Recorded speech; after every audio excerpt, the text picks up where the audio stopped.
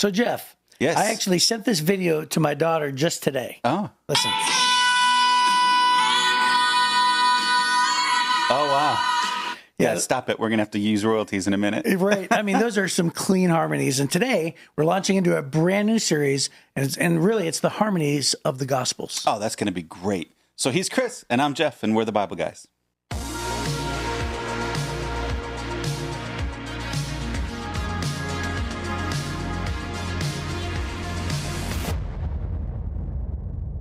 We're going to have a dad joke competition. Yes, I read through mine a minute ago, and they're not too shabby. I didn't read mine at all. Okay, these are going to be great. Well, you go first then. Okay, I have a terrible fear of tsunamis. It comes in waves. Oh, boo. I like my first one. Ready? Okay, What did the horse say after it tripped? I don't know. Help, I've fallen and I can't giddy up. Oh, no. I liked mine better. Okay, here we go. I told my boss I was tired of being a human cannibal, so he fired me. That's a funny one. That is funny.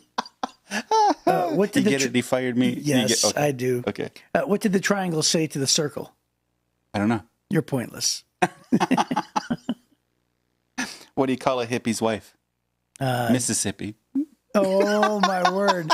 That's really funny. I like that one. Okay. I have a friend who really hates living in central USA. She says she's in a constant state of misery. Missouri. Boo. Yeah. I read that Wah, wrong. wah. Yep, go ahead. Okay. What do you call a Frenchman wearing sandals? What? Philippe Flop. Wow. I told you that's a great one. That was a good I one, love too. that one. Okay, Yeah. This one says, R.I.P. boiling water, you'll be missed. Oh, no.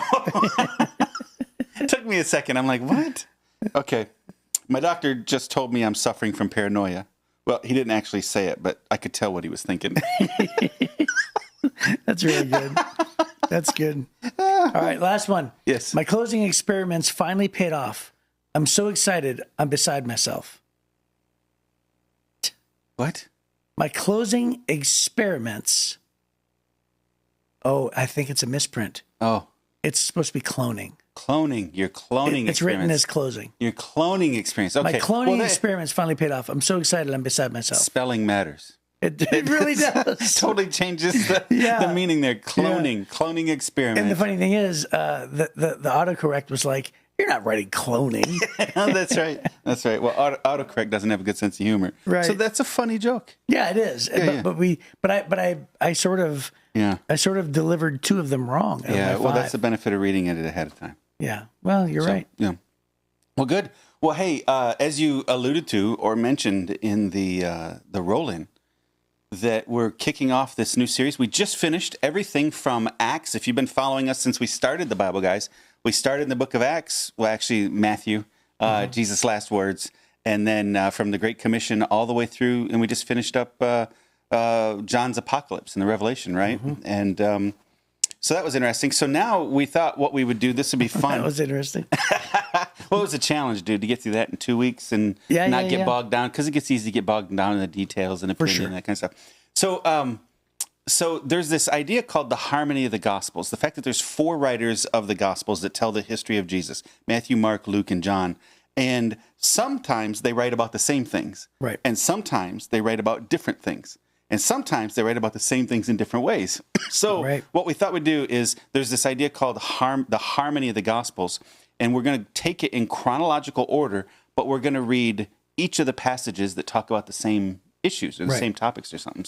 Yeah, and so harmonize these gospel stories. if somebody's brand new to the faith and they're brand new to Bible reading, it's one of the reasons why I've always said start in the book of John and read forward. Yeah. Because when somebody reads and starts with the New Testament, for instance, and by the way, a lot of people had said, I'm going to start, it's a book, I'm going to start in the beginning. Start at the beginning, right. And they get through Genesis and then Exodus, and then by the time they get to, the next book, right, Genesis, Exodus, Leviticus, and then they're like, okay, this is a little tough to get through, right? But I always tell them, start in the book of John, because Matthew, Mark, Luke, and John are sort of overlaps in a lot of ways. And by the time you get to the 4th book, if you're new, you're like, didn't I just read this? Right. Sometimes, yeah. Now they're writing from different perspectives, and we'll unpack a little bit about that. Mark was writing to the people in Rome, the Christians in Rome. Matthew was writing from a different perspective. Luke was writing from a different perspective. So we'll unpack some of that.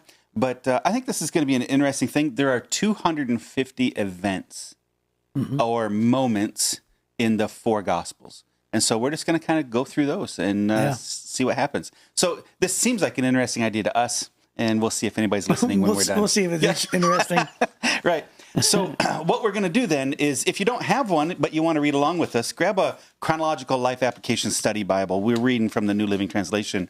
And what's really cool is, like today, we're going to read the first half of Mark 1, verse 1. And then we're going to go on to Luke chapter 1, 1 through 4. And then we're going to go on to John 1, 1 through 18.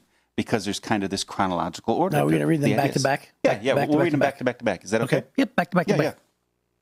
So here's what it says. This is the good news about Jesus, the Messiah, the Son of God. That's Mark 1:1. Luke 1 says, many people have set out to write accounts about the events that have been fulfilled among us. They use the eyewitness reports circulating among us from the early disciples.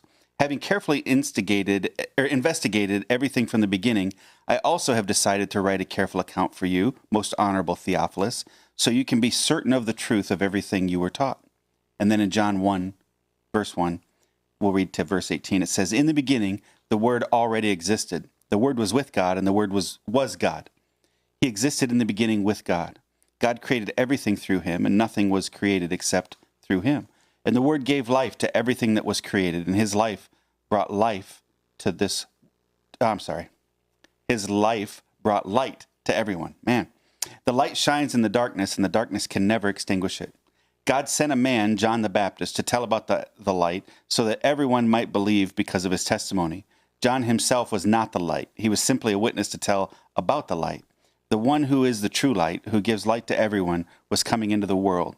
He came into the very world he created, but the world didn't recognize him. He came to his own people, and even they rejected him.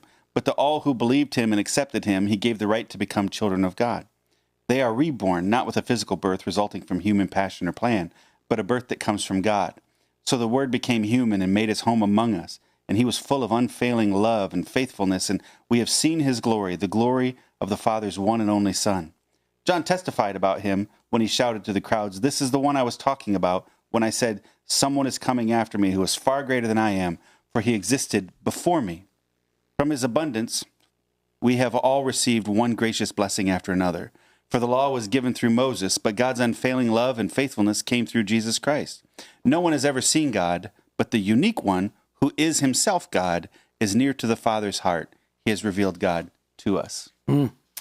I stumbled through that reading because I memorized that passage in a different translation. Right. And I kept wanting to say the words in the order that I memorized them. So sorry about that. Yeah, that's all right.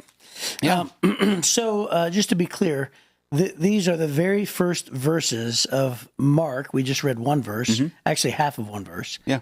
We read only 4 verses from the book of Luke, and then the book of John, we read 18 verses. That's right. Okay. So Matthew, Mark, Luke, and John. So Matthew is missing. That's right. And the reason why Matthew is missing is it's not included in this harmony? Well, we'll wind up getting to it. Matthew starts right off at the very beginning with a genealogy. Right. And the genealogies will start showing up once we get to Zechariah and so John the Baptist's parents or Jesus' parents. Yes. So that's when we'll get to Matthew. That's where he starts. Yeah. So they kind of start with information beforehand. So it begins with Mark just saying, this is good news about the Messiah. So the word gospel, so we call it the Gospel of Matthew, the Gospel of Mark, the Gospel of Luke, Gospel of John. The word gospel comes from the word euangelion. It means good news. It's like if the emperor had a new son and they would send messengers out through the cities and they'd read the scroll, hear ye, right? It's a declaration of good news that all the people would celebrate. And so this is what he's saying. Mark says, hey, we have this good news declaration of Jesus the Messiah. And then Luke says, hey, so you and I, Theophilus, I investigated these things for you. And he said, I wrote my book from eyewitnesses. And that's kind of neat because he's acting like an investigative reporter. And John doesn't introduce it that way at all. John just starts off with Jesus himself. In the beginning was the Word was with God, and the Word was God. Yeah, and so the one thing that Mark and Luke and John have in common is they start off by describing the validity of Jesus. Right. And they're talking about how Jesus was equal with God. He was God. In fact, John even says he was at creation. Yes. Right. Right. And I think it's Colossians that also talks about that as well. How he was there for the beginning of all things. Right. And so, and by the way, we know that Jesus has many names, just as God does in the Old Testament. And one of the names that Jesus has is the Word, capital W. And so it just goes on to talk about how Jesus is equal with God, which is, and pretty important to know that before you get into the events of Jesus. Yeah. So Luke wanted everybody to understand, or Theophilus, the guy he's writing the book to, excuse me, Luke wanted him to understand, hey, listen, I investigated these things from eyewitnesses so you can be confident what you heard. And John just steps up and he uses a mechanism where he's calling Jesus the Word, right? In the beginning was the Word. And John is driving home. So Luke says you can trust what you're reading. John is saying, listen, this is the guy. This is everything we've been looking for. And so using the name, the Word for Jesus is important. But what it gets to is John later on in his other writings says these things are written so that you can know that you have eternal life. So all of the authors are writing these books, not just because they were inspired, watching a sunset at some point, thought, oh, I feel really religious right now, I want to write something. Instead, they're saying, we wrote these things so you can know who Jesus is and that you can have confidence as eyewitnesses that these things are true. So Mark wasn't an apostle, he wasn't a disciple, but he certainly knew Jesus personally. Luke wasn't a disciple, but he investigated and interviewed the living eyewitnesses. John was an eyewitness and was a disciple. So it's great that we get these interesting perspectives from three different groups. There's a note. Can I read this about from the New Living Translation, the Life Application Bible? I'm gonna. Okay. Yeah. It says about the Word. It says, what does John mean by, quote, the Word? The Word was a term used by theologians and philosophers, both Jews and Greeks, in many different ways in this day. In Hebrew Scripture, the Word was an agent of creation. It was the source of God's message to his people through the prophets and through God's law. It was his standard of holiness. And then in Greek philosophy, the Word was the principle of reason that governed the world, or the thought still in the mind, while in Hebrew thought, the Word was another expression for God. So it's interesting. He's using both a Greek mechanism to talk about the source of all knowledge in the universe, and he's using a Hebrew mechanism at the same time, same word, to say this is the source of everything we can know about and the power of God. It's really kind of a neat way to describe who Jesus is. As you were reading through that, I was thinking about one of the most overlooked verses spoken by Jesus in the New Testament. Matthew 28, at the end of the Gospel of Matthew, verse number 18, it said that Jesus came to them and said, it's not on the screen, but it says, all authority in heaven and earth has been given to me. Yeah. So think about it. Jesus is making the claim, and he says, all authority, right? And then he says, in heaven and on earth. Yeah. In other words, everything, everywhere, right, has been given to me. Yeah. And when we recognize that, then it just sort of right sizes our view on, the words of Jesus. That means that everything that Jesus says should be equated to God the Father, which means if you're a person who loves the Old Testament at that time and you're committed to the Torah, right, if you believe what he says is true, then that's a pretty big claim. So you have Matthew, Mark, and Luke are writing in a way that kind of shows the discovery that Jesus is God by his disciples. His disciples and his followers eventually discover that Jesus is God. But John is writing from the position Jesus was God from the very beginning, right? And so John's writing, this first chapter to me is one of my favorite chapters that he writes in the Bible. And the reason is, here's a guy who knew Jesus as a human, but is trying to describe him to us as God simultaneously, man and God. And so how do you do that, right? And so that mechanism that he's using there, I think is really fabulous. Now, to Jewish readers, they would have read this as a heretical statement, right? This would have been blasphemous. To Greek readers, the idea that the Word or that a God became human was unthinkable. But to John, this new understanding was exactly who Jesus was. And this is the good news, that God became a man, right? That's what he's trying to tell us. I love it. I love that his opening words are, in the beginning, Yeah. that Jesus already existed. Yeah. How Right? cool is that? In the beginning. And in the beginning is how the Bible starts. Yeah. So those who know the Torah and know the books of the Bible scholars that would be listening or reading this, this letter that Mark has written, in the beginning, Jesus already existed. Yeah.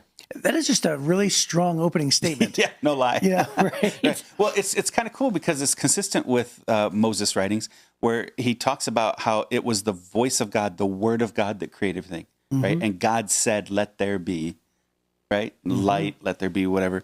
And through the 6 days of creation, it was always God speaking.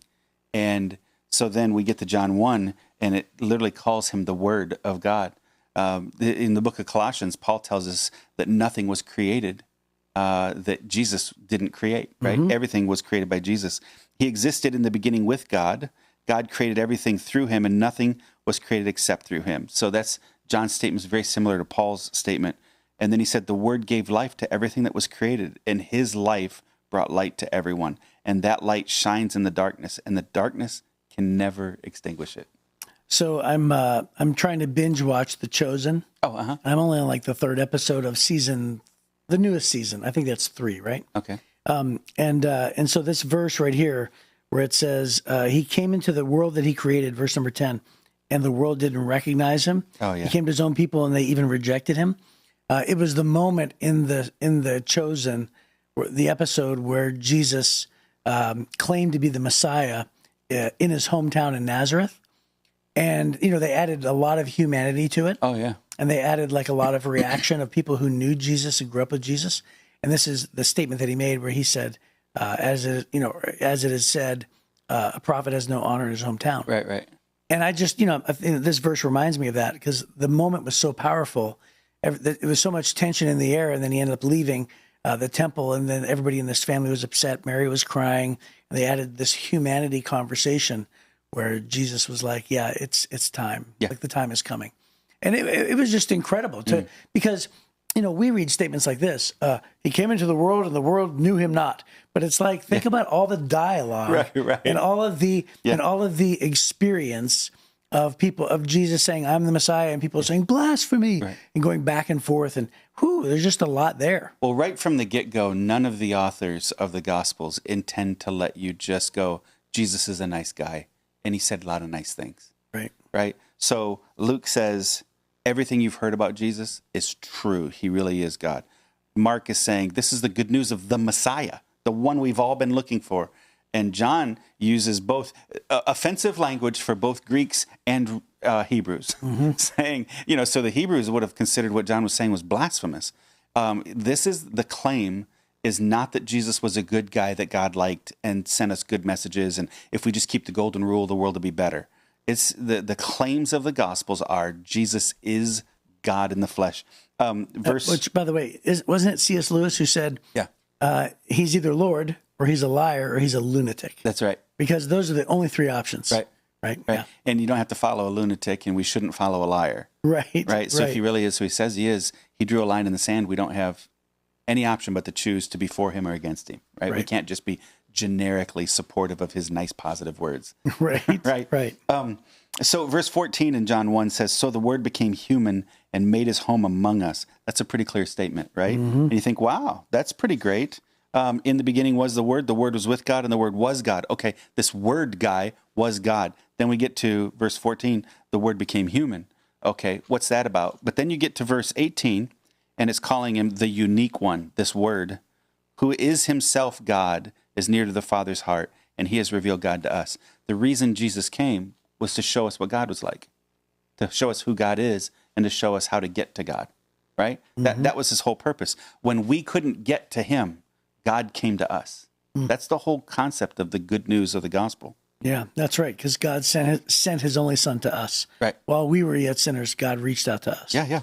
I absolutely love John 1:17, where he says, the law was given through Moses, but grace and truth were revealed through Jesus Christ. And they were brought through Jesus. And that statement is saying, like God, like Moses. Yes, Moses was the authority of the day. When this was written, if you would ask anybody about who's the authority, everything was about Moses. And so he says, no, the law was given through Moses, but Jesus comes to bring two dynamics, truth and grace. And you sort of think about that. And I remember going to a class one time and going through a whole seminar through a company that we had, and they renamed those concepts, truth and grace, and they called it invitation and challenge, right?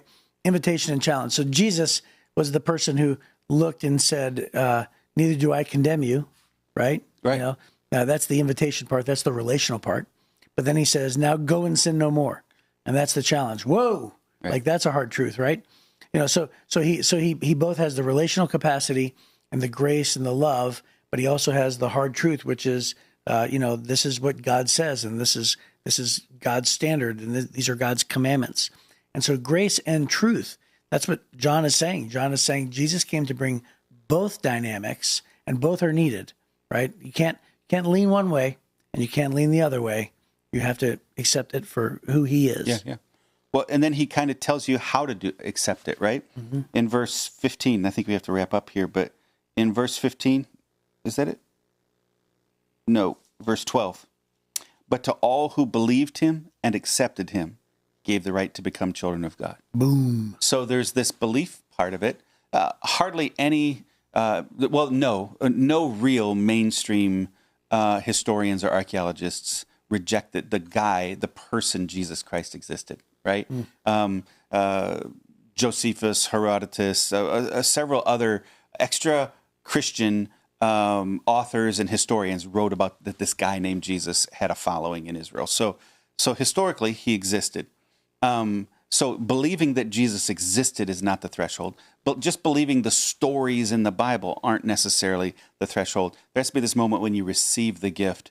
God came into this world not to just inform us of things, but he came to give us a gift, and that gift is a relationship with him. So we have to receive that gift, believe in our heads, and receive it in our hearts. And that really is the transition between it being just news and being good news. Yeah. Well, it reminds me of that old, remember when they used to pass out tracts?